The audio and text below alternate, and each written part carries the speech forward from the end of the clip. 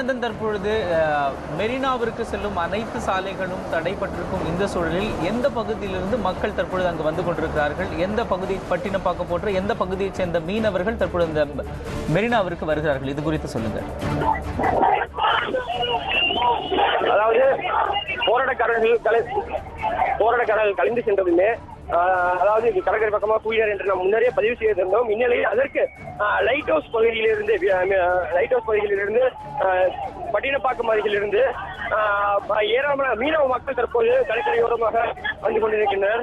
தற்போது நாம் பார்த்தோம்னால ஏராளமான மீனவ மக்களும் போராட்டக்காரர்களும் இணைந்து கடற்கரை பக்கமாக ஓடிக்கொண்டிருக்கின்றனர். காவல்துறையினர் அவர்களை தடுப்பதற்காக தொடர்ந்து முயற்சித்து வருகின்றனர். ஆனால் அவர்களை மீறியும் இந்த கூட்டம் கட்டுப்படுத்த முடியாத அளவில் இருக்கிறது.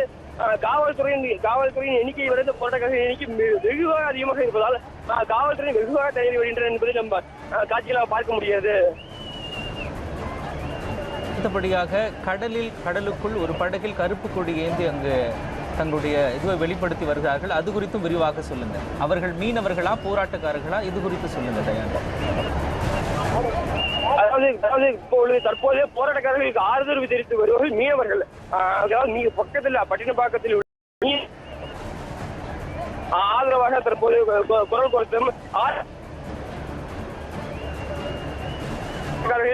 பிடித்த அந்த செயலை கண்டித்தும் தற்போது போராட்டக்காரர்களுக்கு ஆதரவு தெரிவிப்பதற்காக கடற்கரை பக்கமாக